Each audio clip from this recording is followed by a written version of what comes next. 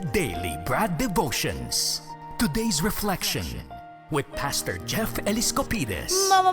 Morning, Pastor! Nasaan ka naman ngayon?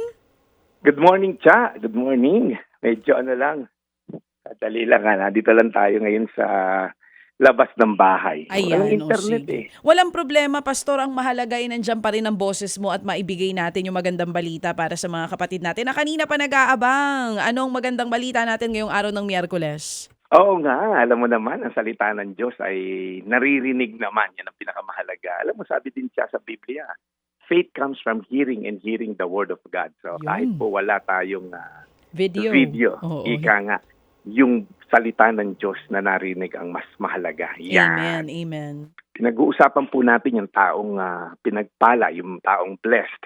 Ng Lunes, ano yung hindi dapat ginagawa ng blessed. Pangalawa po, kahapon, ano ang batayan ng taong blessed. Ngayon naman po, ano naman ang benepisyo ng taong pinagpala? Yung sabi mo, alam mo, ikaw blessed ka. Ito kasing tao na to, ganito, ganyan. Sabi sa Salmo 1:3. Sunod-sunod lang tayo.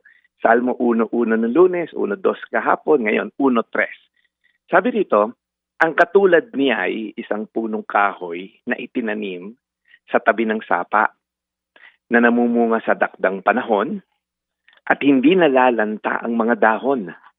Magtatagumpay siya sa anumang kaniyang ginagawa. So sabi po rito, ang tao daw po na may takot sa Diyos, may pagmamahal sa Diyos, alam ang salita ng Diyos, pinagbubulay-bulayan daw po niya ang katuruan ng Diyos, at ipinamumuhay ito. Ito raw po yung magiging ending. Sabi po rito, para daw puno na nakatanim sa tabi ng streams of water. Di ba? Pag sinabi po ito, meron pong stability. Pagka po tayo ay well-watered na plant, stable ka. Kahit tag-ulan, tag-init, di ba? Lagi kang stable. Tapos, namumunga sa takdang panahon. There's productivity.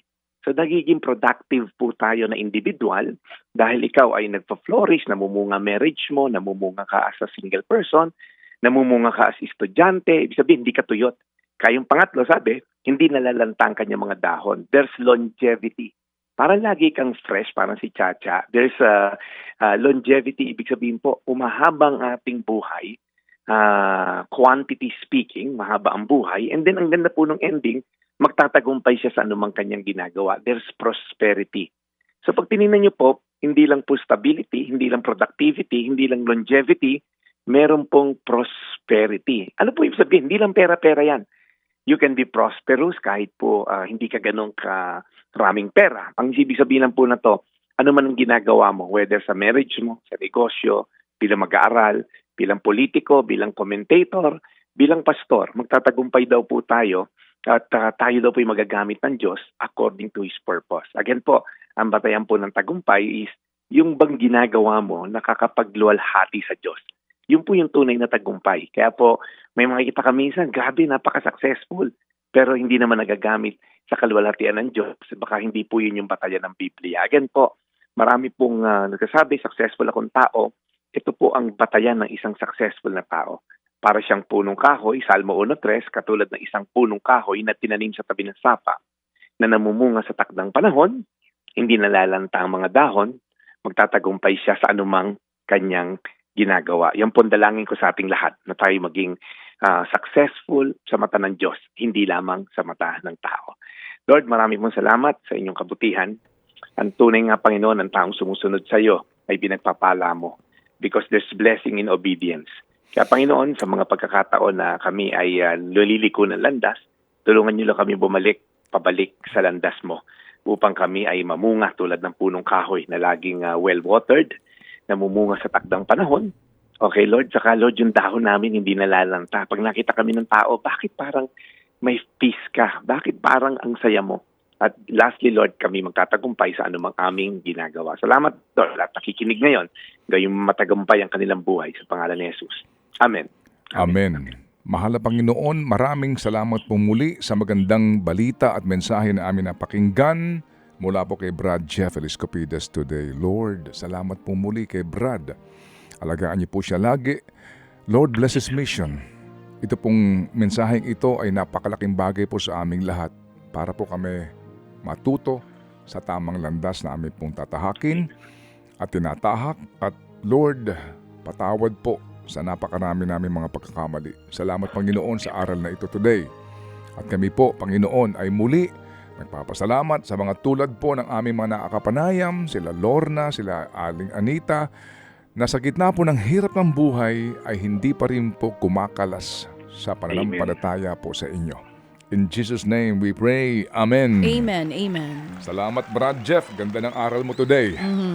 There's blessing in obedience. Saan inarinig ng Maganda. mga dapat makarinig lalo. Amen. Amen.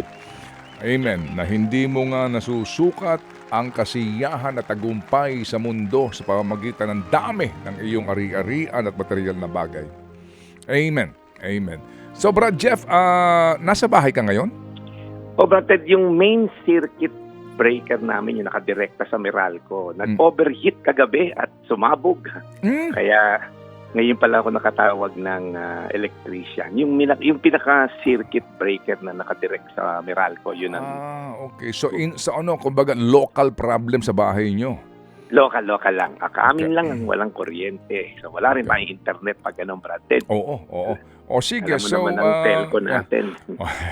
so, Hindi kaya ng data. so hopefully mamaya maayos na ito, Brad. Brad, nandito na yung technician. Hindi lang umabot dahil alas 8 nagbubukas sa mga hardware. Oo, bibili ka ng ng bagong circuit breaker. Yes. Okay, sige. So by tomorrow, bisperas ng Biyernes, sigurado tayo. Matutunghayan ng ating mga suki ang ganda mo ng lalaki. Okay? Yan, paghahanda natin sila, Brad. Di yan. Salamat, Brad. Nabuhay ka, ha? Thank you. Ito po yung daily, Brad. Your daily dose of inspiration. Bye, Ted and Cha. Thank you, Brad Jeff. Mabuhay ka. Thank you so much. And Brad, salamat muli na marami ha sa ating mga tagapakinig ngayon. Ted Filon at DJ Chacha. Ngayon, nasa Radyo 5, 92.3 News FM. Monday to Friday, 6 to 10 a.m.